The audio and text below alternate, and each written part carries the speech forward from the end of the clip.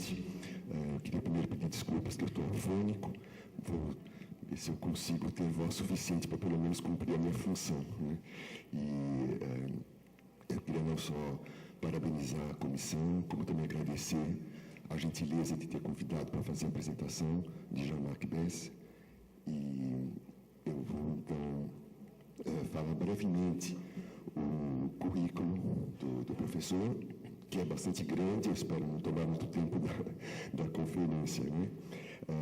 O professor Jean-Marc Besse é diretor de pesquisa do Centro Nacional de Pesquisa Científica, é licenciado em Filosofia, doutor em História, diretor da equipe de Epistemologia e História da Geografia na Unidade Mista de Pesquisa, Geografia Cidades, é diretor adjunto dessa mesma unidade mista de pesquisa, leciona na Universidade de Paris, no Instituto de Geografia, nas escolas de Arquitetura e de Paisagem de Lille e Versailles. É responsável pelo setor editorial da Escola Nacional Superior de Paisagem de Versailles, diretor de redação da revista Le Carnet de Paisagem, membro do corpo editorial da revista L'Espace Géographique, da Journal of Landscape Architecture, foi diretor do programa do Colégio Internacional de Filosofia, diretor da revista Le Cahiers de Filosofia, membro do Conselho de Direção da Organização Francófona Formação para a Pesquisa de Ciências Sociais, enfim, é uma grande lista de cargos que ele ocupou e ocupa, e vou resumidamente colocar também as publicações que ele assinou. Do meio ao ambiente, práticas e representações da relação homem-natureza desde a Renascença, de 92, meio ambiente, representações e conceitos da natureza, de 1997, Ver a Terra, 6 ensaios sobre a paisagem e a geografia, de 2000, Diante do Mundo, Atlas, Jardins, Dioramas, de 2003, As Grandezas da Terra, Aspectos do Saber Geográfico na Renascença, de 2003, As Mediações Cosmográficas na Renascença, de 2009, O Gosto do Mundo, Exercícios de Paisagem, de 2009, e no Prelo, para sair agora em 2010, Nascimento da Geografia Moderna, Lugares, Práticas e Formação dos Saberes do Espaço na França. E está preparando também um livro que é O que é a Geografia. Então, acho que é uma grande honra poder apresentá-lo e para essa conferência. Queria também informar que haverá uma tradução não simultânea, mas uma compactação por partes em que está dividida a conférence. Merci beaucoup de cette présentation un peu excessive. Et surtout, je voudrais adresser mes remerciements très chaleureux aux organisateurs qui m'ont accueilli ici, et puis je dois dire que je suis assez content de découvrir l'extraordinaire intensité et richesse du travail qui se produit lors de ces journées. Donc merci, et puis surtout aussi je voudrais m'excuser de parler en français. Et de vous parler peut-être également d'un sujet qui pourra vous paraître, ma foi, fort exotique, puisque ça ne parlera à aucun moment du monde ibéro-américain qui est l'objet principal de ces rencontres. Mais ce qui me rassure au fond, ce qui m'a rassuré, c'est quelques remarques de Ricardo tout à l'heure, lorsque il a évoqué, et je vais reprendre en modulant son expression, il a évoqué le fait que ce qui se jouait au XVIe siècle en particulier, ce qui se jouait dans l'histoire de la cartographie, c'était la redéfinition d'un imaginaire spatial. la redéfinition d'un imaginaire spatial dans laquelle la cartographie était impliquée au premier chef, avec tous les problèmes que les uns et les autres avaient évoqués. Ce que je voudrais pointer, remarquer, souligner aujourd'hui, c'est que ce nouvel imaginaire spatial ou géographique qui se met en place à partir du XVIe siècle en particulier, à partir de la fin du XVIe siècle, s'accompagne d'une autre transformation qui concerne le temps historique. Il y a également ce que je pourrais appeler une nouvelle imagination historique qui se met en place parallèlement, ou peut-être tout exactement de manière coordonnée avec cette transformation des imaginaires spatiaux. Une nouvelle imagination historique ou temporelle en tout cas, à l'intérieur de laquelle la cartographie également est impliquée. Elle est impliquée précisément dans la définition, la construction d'une nouvelle conception du temps historique que j'appellerais un temps critique, ou une conception critique de la temporalité historique. Et pour évoquer ce que je pourrais appeler cet événement intellectuel, donc l'élaboration, la mise en place progressive d'un nouvel imaginaire temporel ou d'un nouvel imaginaire historique. Un historien français aujourd'hui qui s'appelle François Hartog parle de régime d'historicité. Donc pour évoquer la mise en place, les premiers éléments de la mise en place de cet imaginaire, de ce nouveau régime d'historicité, j'ai souhaité m'appuyer sur un aspect souvent peu étudié de l'œuvre du cartographe flamand Abraham Ortelius. Bom, ele primeiro agradeceu os organizadores e se justificou de que, apesar de que está num congresso ibérico, ele não vai tratar da cartografia ibérica.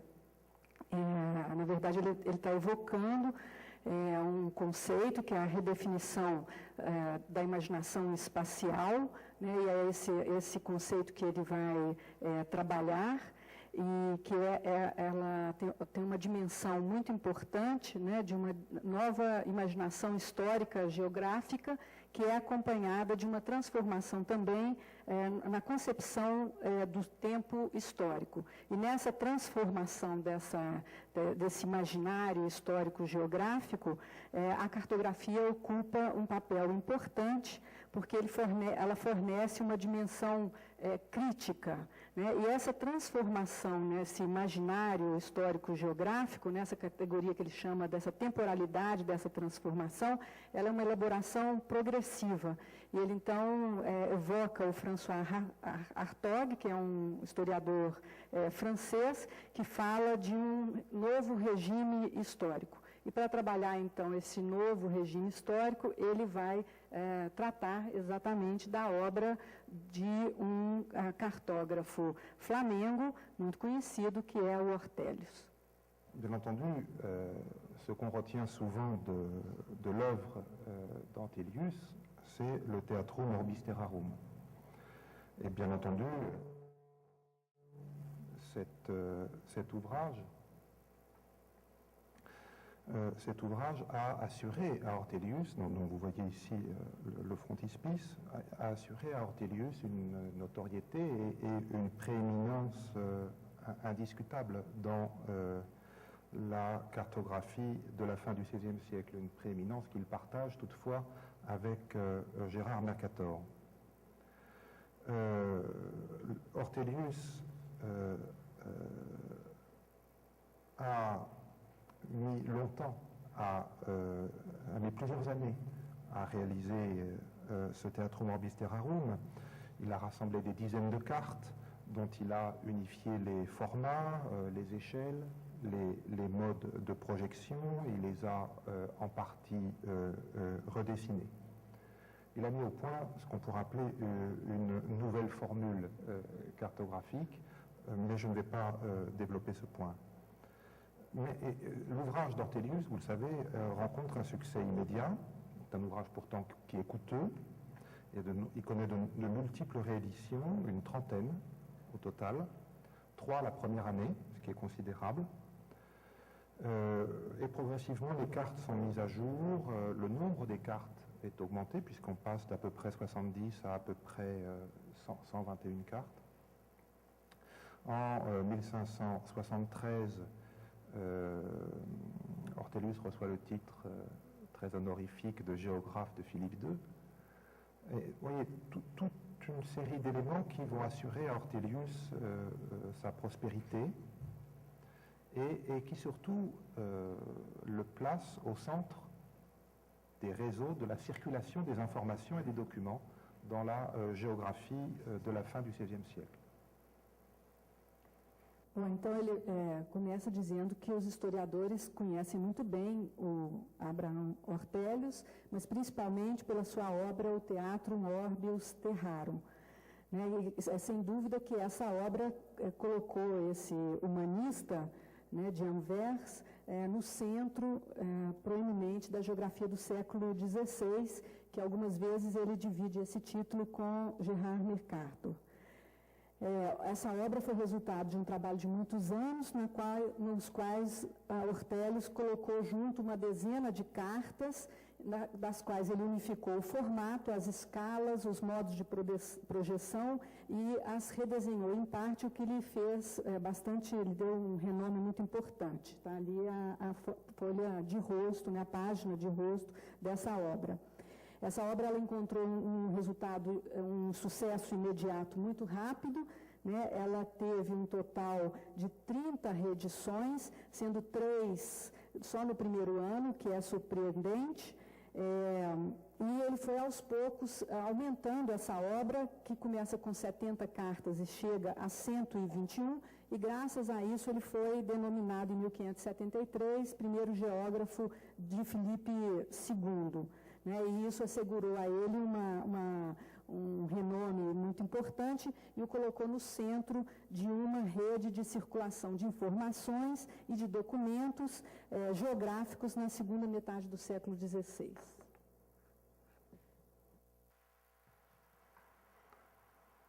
En 1579, qui est un moment important dans l'édition du Theatrum Orbius Terrarum, Ortelius va ajouter au Theatrum Orbius Terrarum 3 cartes, qui sont des cartes historiques.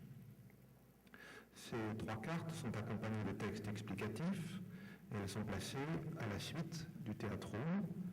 Donc il y a des Peregrinationis Divi Pauli que vous avez sous les yeux, et une carte Romanum Peri et Mago, et puis une carte de l'ancienne Grèce. Ces 3 cartes historiques sont séparées de l'ensemble qui précède par un titre, qui est Parergon Theatri. Alors, le mot Parergon mérite un commentaire. Il signifie, et c'est d'ailleurs le titre que l'édition allemande de 1580 retiendra, il signifie complément. Complément, supplément, élément additionnel, ou précisément hors d'œuvre, comme on dirait. Supplément à l'œuvre. Em 1579, o Ortelius acrescentam 3 cartas à obra, que são cartas diferentes das anteriores, porque elas são cartas históricas. Essas cartas são acompanhadas de textos explicativos e são colocadas em seguida ao teatro, né? Aí uma delas, que é essa peregrinação de Paulo, mas tem também cartas sobre Roma e sobre a Grécia Antiga, mas elas são separadas do conjunto que as precedem por um título, que se chama Paragon Theatri. Parergon significa suplemento, né, e na edição alemã é dito, né, que é um suplemento à obra, ao Teatro Orbis, né? E isso já avisa ao leitor que esse conjunto possui, dentro da obra de Ortelius, uma característica secundária. E aí, então, ele vai passar um texto que é um texto do Ortelius explicando essa questão. Effectivement, ce texte qui est placé donc au tout début de ce supplément, je vous le montre, je ne vais pas le lire, je voudrais simplement commenter 2 points. D'abord, le fait que Ortelius explicitement met en relation l'entreprise du Theatrum Orbis Terrarum avec la représentation du monde, je le cite, j'ai pris l'édition française, la situation des lieux et des régions comme elle est à présent, donc l'objectif du Theatrum est d'une cartographie actuelle, et c'est pour cela que les cartes historiques ne peuvent pas rentrer dans l'œuvre d'une certaine manière. Et d'autre part, l'autre point que je veux commenter, c'est la justification que Ortelius donne à cette entreprise. Il a été prié par ses amis, il a accédé à des demandes de ses amis, ce qui d'ailleurs, on va dire, si nous avions le temps, mériterait un commentaire plus long que je ne le ferai sur ce que c'est qu'une sociabilité humaniste à la fin du XVIe siècle, mais ça c'est autre chose. En réalité, c'est un véritable, malgré les formules de prudence, si je puis dire, d'Ortelius, c'est un véritable atlas de géographie historique qui va se développer à partir de ces 3 cartes, à partir de ce noyau.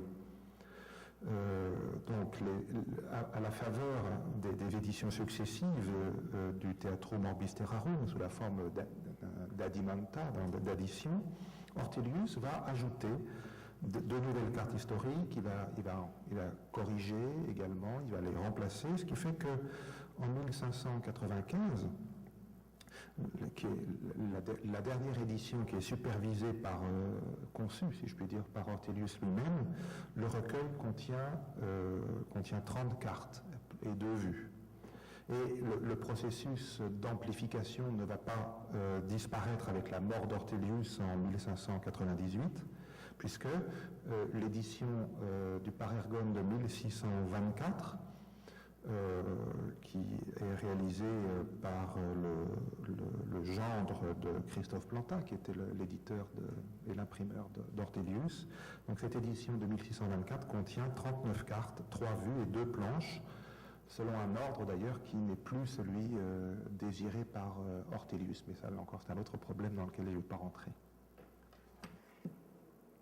Bom, então ele mostrou esse texto que o Ortelius apresenta, né, esse complemento, esse suplemento, e ele não leu o texto todo, ele vai destacar 2 objetivos que estão dentro do texto e que ele justifica a colocação dessas cartas. O primeiro essas cartas são efetivamente um complemento aos amantes amadores, né, da história antiga, né, tanto da história santa quanto a história profana. Mas ele diz também que ele estava respondendo a uma demanda de um amigo, né, e que isso justificava a colocação dessa carta. Mas apesar dele dar essa característica complementar das cartas, vai se percebendo que ela se torna uma empresa em si mesmo, né, e ela vai se desenvolvendo à medida que o tempo vai passando nas edições sucessivas. E assim, por exemplo, em 1595, que foi a última edição supervisionada pelo Ortelius, o suplemento já continha 30 cartas e 2 vistas. E esse processo de ampliação, né, do Par Ergon não cessa nem com a morte do Ortelius, porque a edição de 1624 já apresenta 39 cartas, 3 vistas e 2 pranchas. Essa edição foi feita sob a supervisão do seu genro e sucessor, né? Alors, le Par Ergon propose 3 types de cartes qui correspondent à 3 types d'histoires différentes. En vérité, chacun de ces genres donne lieu à une géographie spécifique. Alors, un premier ensemble cherche à représenter le monde tel qu'il a été arpenté, divisé, compris et représenté par les anciens, donc dans l'Antiquité. C'est une histoire profane, c'est-à-dire politique. Ortelius décrit essentiellement donc un espace européen qui est caractérisé par la coexistence de 2 traditions, une tradition romaine et une tradition celtique. Et il organise cet ensemble selon un ordre de parcours qui est celui de Ptolémée, de la géographie de Ptolémée. Il y a un deuxième ensemble de cartes qui se concentre sur les lieux et les événements marquants de l'héritage du christianisme. En particulier, je signale une carte de 1598 qui est intitulée Geographia Sacra et qui prend en charge donc les lectures vétéro- et néo-testamentaires de l'espace terrestre. Et enfin, 3e type d'histoire, quelques cartes et quelques vues prennent en charge une histoire que je dirais, faute d'un meilleur terme, que je dirais poétique ou mythologique, dans la mesure où on y représente, Ortelius y représente les pérégrinations d'Ulysse, d'Énée, de Jason et des Argonautes et le périple d'Anon. Alors au total, les cartes du Par Ergon, et c'est le problème que je vais poser, illustrent ou reprennent ce qu'on peut appeler les fondements de la culture occidentale, telle qu'on l'aperçoit, telle qu'un humaniste anversois peut l'apercevoir à la fin du XVIe siècle. Il s'agit, au fond, et ceci malgré les réserves d'Ortelius, il s'agit bien d'une tentative plus ou moins systématisée d'une réappropriation symbolique des héritages politiques, religieux, littéraires de l'Europe ancienne. Le problème que je vais poser donc dans la suite de cet exposé, c'est d'interroger justement la nature particulière de cette réappropriation. Não, então, o Par Ergon, ele propunha 3 tipos de cartas, né, 3 tipos de mapas, que correspondem a 3 tipos de histórias diferentes. Cada um desses gêneros dando lugar a uma verdadeira geografia específica. O primeiro conjunto procurava representar o mundo tal qual ele era medido, dividido, compreendido e representado pelos antigos. É um tipo de uma história profana, quer dizer também política. Ortelius descrevia essencialmente um espaço europeu, caracterizado pela coexistência de uma tradição céltica e de uma tradição romana, segundo uma organização que foi sugerida desde Ptolomeu.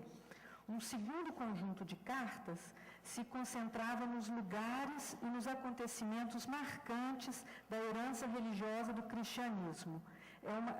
Ele destaca, então, uma carta intitulada Geographia Sacra, que aparece em 1598, né, e que mostra aos leitores exatamente esse espaço terrestre herdeira dos testamentos, né? Enfim, um terceiro tipo de cartas e vistas que se relacionam com um tipo de carta que ele vai dizer de caráter poético ou mitológico. É o caso, por exemplo, da história de Ulisses, Jason e os Argonautas, toda essa mitologia antiga.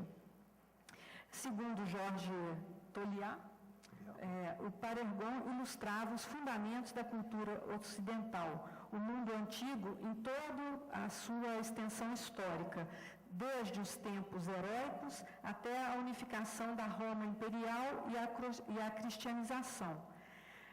Em resumo, esse conjunto composto por Ortelius se apresentava, apesar das reservas do próprio autor, como uma tentativa mais ou menos sistemática de reapropriação simbólica das heranças políticas, religiosas e literárias da Europa antiga. Alors, comme je le disais, Ortelius affirme qu'il a cédé à la pression de ses amis. En réalité, on peut faire l'hypothèse que les préoccupations d'Ortelius vis-à-vis de l'histoire ancienne sont moins récentes et moins contingentes qu'il ne veut le faire admettre. Alors, je vais faire deux observations qui concernent d'une part les pratiques d'antiquaires et de collectionneurs d'Ortelius et d'autre part la conception qu'il a des relations entre la géographie et l'histoire et qui vont nous éclairer sur ce point. La première réalisation d'Ortelius dans le domaine de la cartographie historique est une carte de l'ancienne Égypte qui date de 1567. La carte donc de l'Empire romain, Romani Imperii Imago, qui est insérée en 1579 dans le Parergone, paraît en réalité en 1571. Et donc, il semble que la réalisation de cartes qui portent sur la géographie ancienne soit l'occasion pour Ortelius de réunir deux de ses domaines d'intérêt, la cartographie d'une part, mais aussi la philologie classique.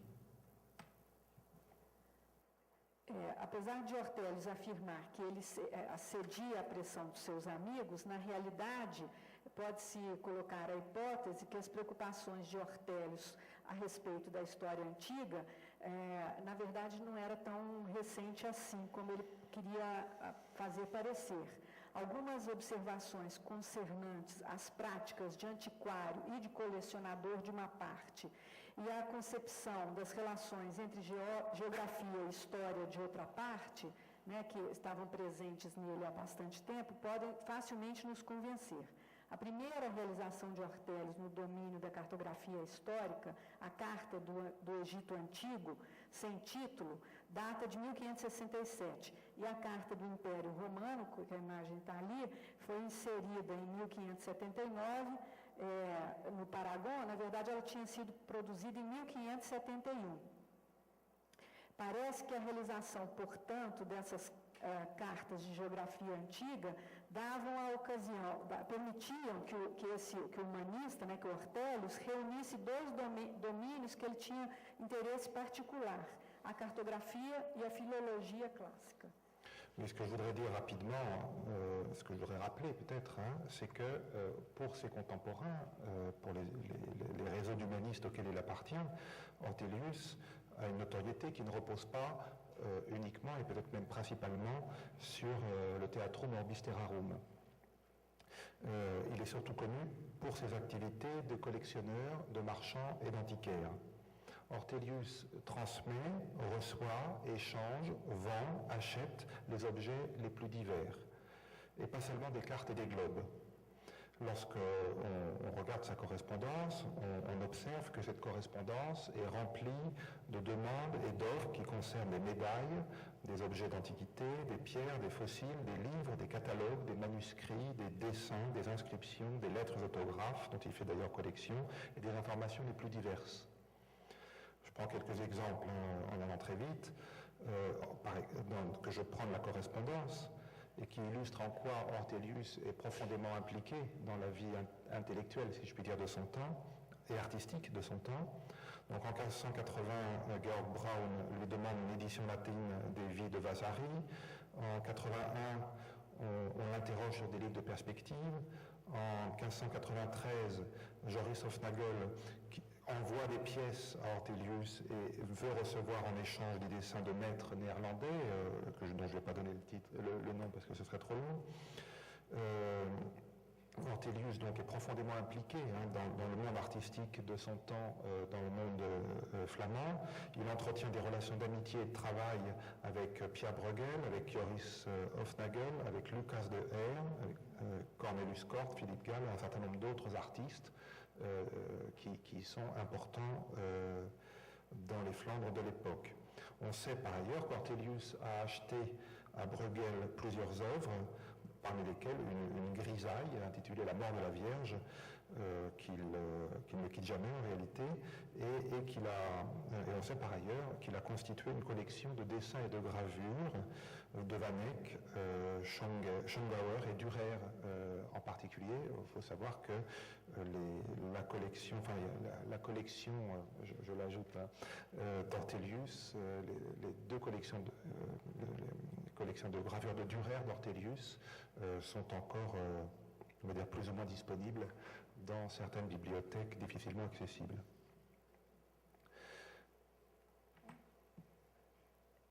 Então, Ortelius não era conhecido somente pela obra cartográfica, mas as suas atividades de colecionador e de antiquário foram muito conhecidas igualmente por seus contemporâneos. Ele transmitia, recebia, trocava, vendia e comprava objetos mais diversos, e não somente cartas e globos. A sua correspondência está cheia, repleta de demandas e de ofertas que diziam respeito a medalhas, antiguidades, pedras, fósseis, livros, catálogos, manuscritos, desenhos, inscrições, cartas autógrafas, informações. Ele tirou aqui, eu não vou entrar nesse detalhe, vários exemplos na correspondência do Ortelius com várias pessoas do período, exatamente comercializando e trocando esses objetos. Mas, além de colecionador, ele também desenvolveu uma relação de amizade e de trabalho com vários artistas da época. Eu vou destacar aqui o Bruegel, que é um dos mais que a gente conhece mais. Né? E ele fez, então, a partir dessa relação com esses pintores flamencos, ele constituiu uma coleção de desenhos e de gravuras que está disponível até hoje na biblioteca Belgique. A coleção é em Belgique? De gravures. Il y en a une partie en France et une partie à Londres. Então, uma parte na França e à Londres. E em Londres.